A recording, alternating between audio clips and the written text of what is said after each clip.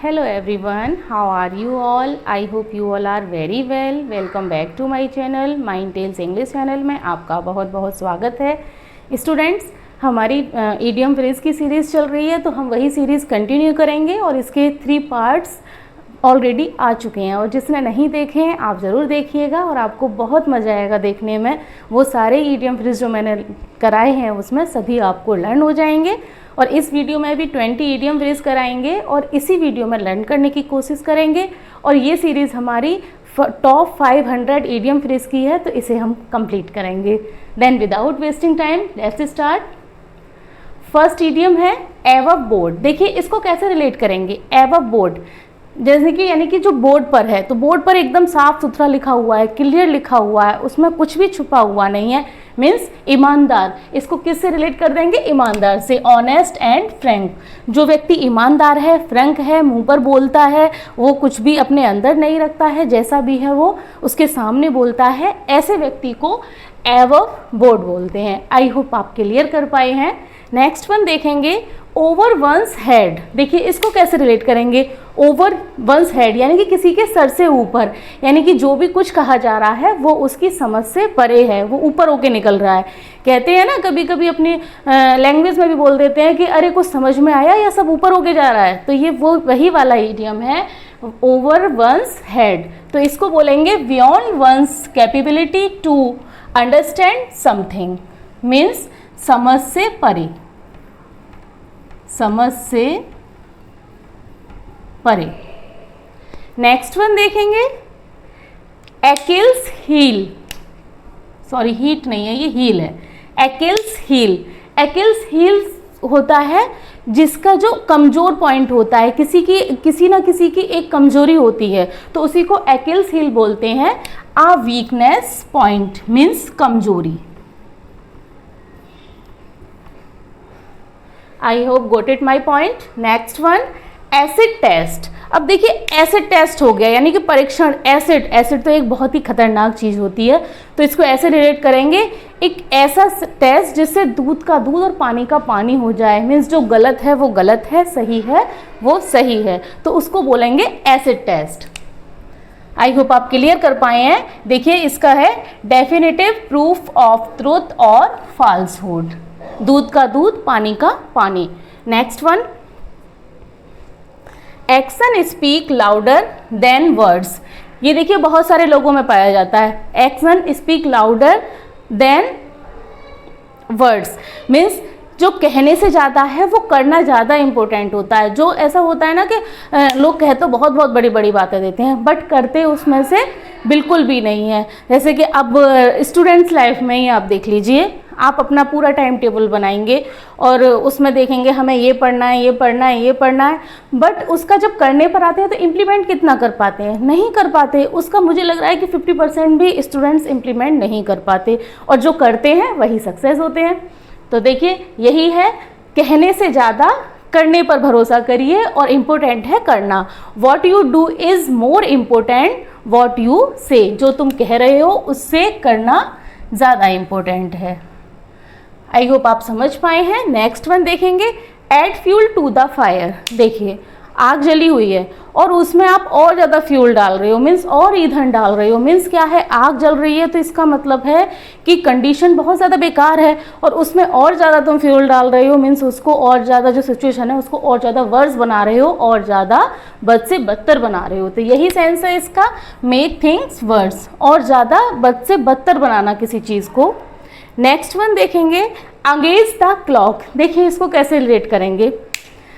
Against the clock, clock है अपना काम करती है, चलती है, टाइम से चलती है, 1 घंटा 2 घंटा ये सब हो गया, ये सब इस टाइप से क्लॉक है, अपना काम करती है, प्रॉपर काम करती है। बट इसमें अगेंस्ट है, अगर कोई घड़ी से भी खिलाफ हो रहा है तो वो क्या कर रहा है, वो बहुत तेज़ी से काम कर रहा है। जो क्लॉक चल रही है उससे भी ज़्यादा तेज वो काम कर रहा है, तो आप इसको ऐसे रिलेट कर सकते हैं। और इसका मीन्स है work very fast to complete something within a deadline, यानी कि जो डेडलाइन दी हुई है उससे भी पहले काम कर लेना। मीन्स हमें कोई टास्क दिया गया है कि आपको ये 1 घंटे में कंप्लीट करना है और वही काम हमने 1 घंटे में ना करके वो 50 मिनट्स में कंप्लीट कर दिया, तो वही क्या होगा, against the clock. I hope आप क्लियर कर पाए हैं। नेक्स्ट वन देखेंगे एड एंड अबेट। देखिए एड मीन्स तो सहायता होती है, अबेट मीन्स किसी को उकसाना होता है, यानी कि उकसाना, और वो भी गलत काम के लिए। किसी को गलत काम के लिए उकसाना मीन्स उसका कुछ भी क्राइम करने में साथ देना। To help someone to commit crime, crime करने में उसका साथ देना। आई होप आप इसको भी समझ पाए हैं। नेक्स्ट वन देखेंगे अलार्म्स एंड एक्सकर्जन। देखिए अलार्म्स मीन्स होता है बेचैनी, एंड एक्सकर्जन मीन्स होता है एक जर्नी, एक छोटी सी जर्नी, उसको बोलते हैं एक्सकर्जन। और जब ये दोनों मिल जाएंगे तो इसको कैसे रिलेट करेंगे? Confused activity. जैसे अब ऐसे आप रिलेट करिए कि कोई जर्नी है, हम किसी छोटी सी यात्रा पर गए हैं और फिर हमें बेचैनी हो रही है, तो फिर हम कंफ्यूज हो रहे हैं क्या करें, वहाँ तक जाएं या वापस चले जाएं। अब यात्रा करने में अगर कंफ्यूजन रहेगी, बेचैनी रहेगी, तो क्या सोचेंगे कि फिर यही तो कंफ्यूजन क्रिएट होगी, या तो आगे जाएं या फिर पीछे चले जाएं। तो एंड वही सिचुएशन को बोलेंगे कंफ्यूज्ड एक्टिविटी। आई होप आप समझ पाए हैं। नेक्स्ट वन देखेंगे all the sundry. All the sundry, देखिए ऑल तो सभी हो गया, सन्ड्री होता है छोटा छोटा, यानी कि बहुत छुटपुट सा, जो छोटे से छोटा है उसको भी हम सन्ड्री बोलते हैं। इसका लिटरल मीनिंग यह होता है। नेक्स्ट अब इसका ये देखिए मीन्स देखिए एवरीबडी विदाउट डिस्टिंक्शन, यानी कि बिना भेदभाव के सभी के लिए जो काम किया जाता है उसको बोलते हैं ऑल एंड सन्ड्री, यानी कि जिसमें किसी भी प्रकार का कोई भी डिस्क्रिमिनेशन नहीं होता है उसको बोलते हैं all and sundry. I hope आप समझ पाए हैं। देखिए इसमें ऑल हो गया एंड सन्ड्री हो गया, मीन्स छोटे से छोटा। इसमें ये नहीं है कि सभी को और किसी को भी अलग अलग कर दिया, किसी के साथ डिस्क्रिमिनेशन हो रहा है, ये चीज़ नहीं है। सभी को बराबर समझना, सभी को बिना भेदभाव के देखना, उसको बोलेंगे all and sundry. I hope आपको ये क्लियर हुआ है। देन स्टूडेंट्स आप इसका स्क्रीनशॉट ले लीजिए या फिर आप इसको नोट कर लीजिए।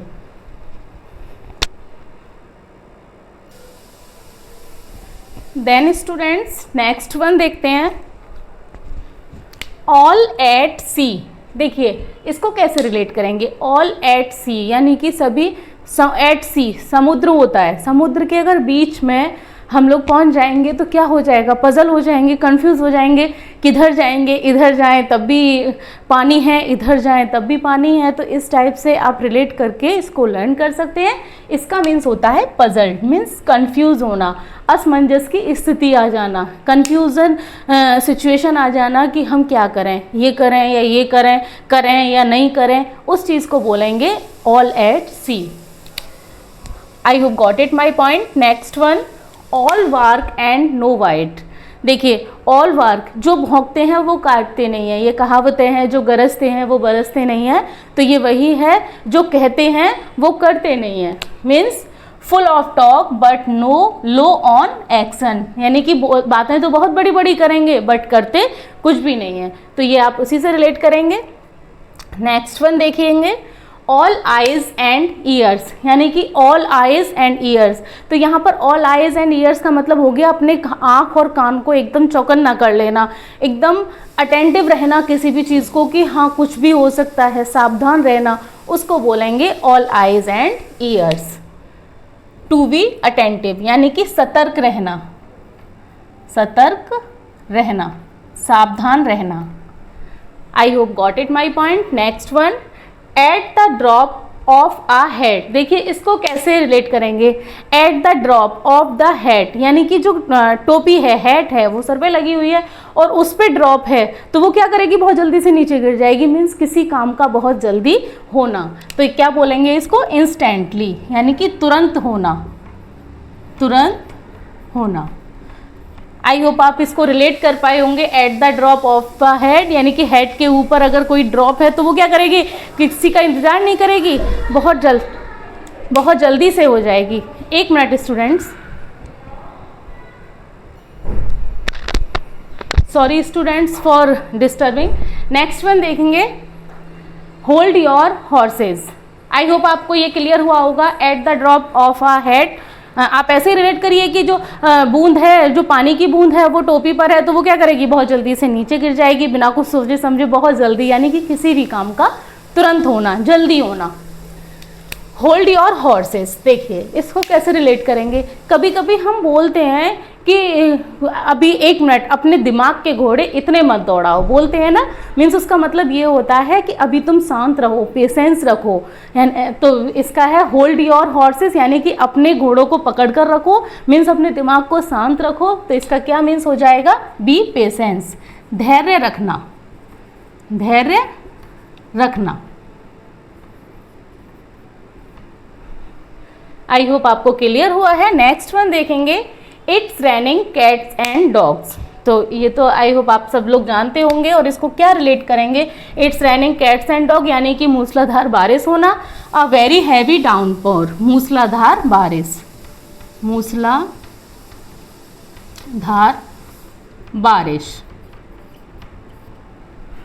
नेक्स्ट वन देखेंगे, लीव नो स्टोन अनटर्न। देखिए इसको कैसे रिलेट करेंगे, लीव नो स्टोन अनटर्न, यानी कि बहुत सारे स्टोन पत्थर पड़े हुए हैं और उसमें एक भी पत्थर ऐसा नहीं छोड़ा है जो अनटर्न ना किया हो, यानी कि जो टर्न ना किया हो, एक भी पत्थर नहीं छोड़ा है। तो इसको रिलेट करेंगे कि हर संभव प्रयास करना, कुछ भी कमी ना छोड़ना, किसी भी अचीवमेंट के लिए जितनी कोशिश थी अपना 100% देना, उसको बोलेंगे लीव नो स्टोन अनटर्न।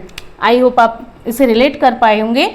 इसका मीन्स देखिए, try every possible course of action in order to achieve something, यानी कि कुछ भी अचीव करने के लिए हर संभव प्रयास करना, कुछ भी कमी ना छोड़ना, उसे बोलेंगे leave no stone unturn. Next one देखेंगे, let the cat out of the bag.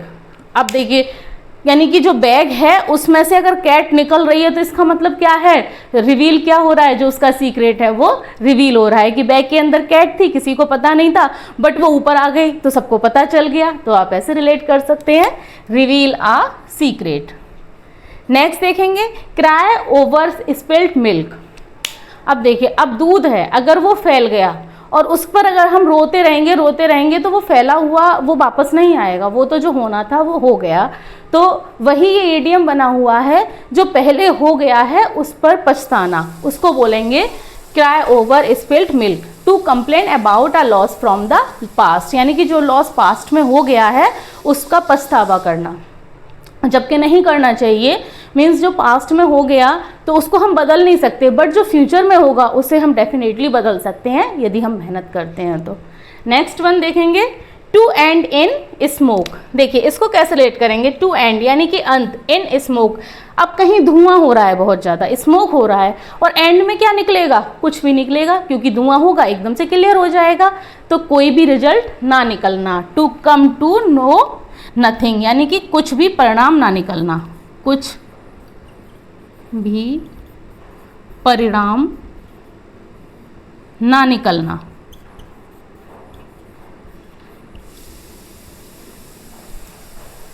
I hope ये ईडियम फ्रेजेस आपको क्लियर हुए हैं। आज की वीडियो में हमने 20 ईडियम फ्रेजेस किए हैं और आपको ये डेफिनेटली क्लियर हुए होंगे।